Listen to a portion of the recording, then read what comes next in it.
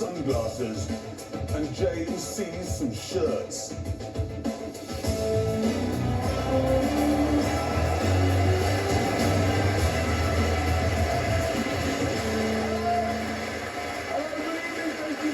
Everybody, thank you.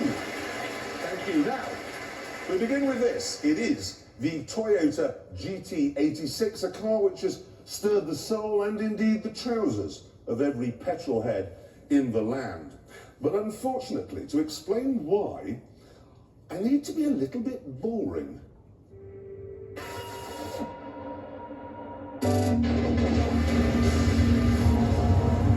What we have here is a front-wheel drive car going around Chicago corner in an exuberant manner.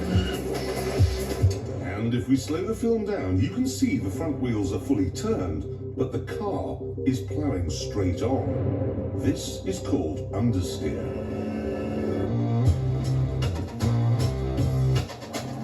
Now, here we have another car coming around the same corner in the same exuberant fashion. However, because this one is rear-wheel drive, the back end is sliding out of line. This is called oversteer. Now, for reasons that are extremely difficult to explain to normal human beings, petrol heads prefer oversteer. We like the front end to grip and the rear to be all loose, and that means we prefer rear-wheel drive. But rear-drive cars, Jags, BMWs, Porsches, Mercs, are complicated to make, and that means they tend to be expensive.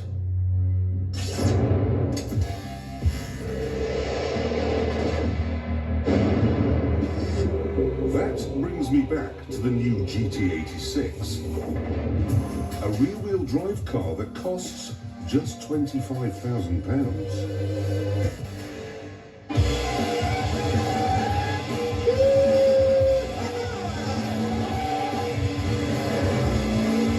Gets better. The engine is a flat four boxer unit, so the pistons go like that, okay, and that means it can be mounted low down, and that means a low centre of gravity. And there's no turbocharger, so there's no lag.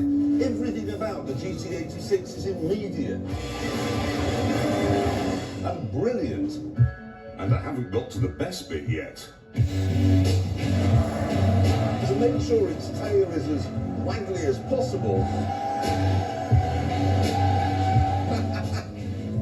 they use exactly the same sort of skinny little tyres they use on a Prius.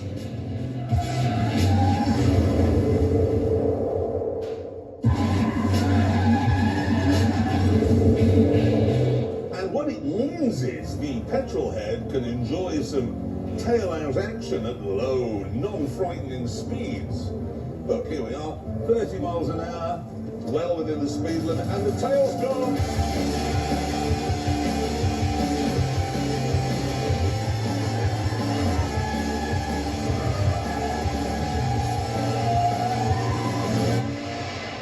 You might think it's daft fitting deliberately ungrippy tyres on a car.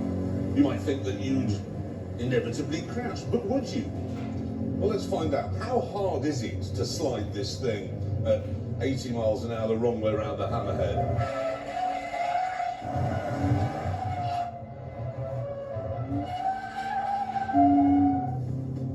Not hard.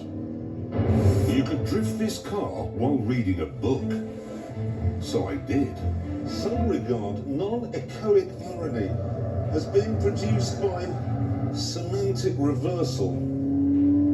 Interesting point. Because of the thin tyres, it's obvious the GT86 was not designed to set new lap records at the Nürburgring. And with a 197 horsepower 2-litre engine, it won't win many drag races either. What it will do, though, is put a massive smile on the face of every motoring enthusiast in the world.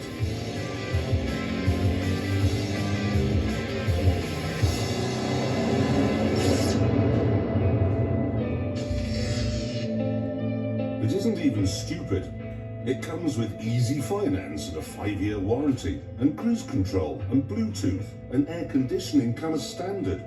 There's a boot too, which is big enough for things, and in the back, a couple of seats. There are, however, a couple of problems. One, it doesn't look particularly interesting, and two, it has a deadly rival. Welcome everyone to the Subaru BRZ. Like the Toyota, it has rear drive and a low-mounted 2-litre boxer engine. Like the Toyota, it'll go from 0 to 60 in 7.7 seconds and onwards to a top speed of 137. And the similarities go further than that.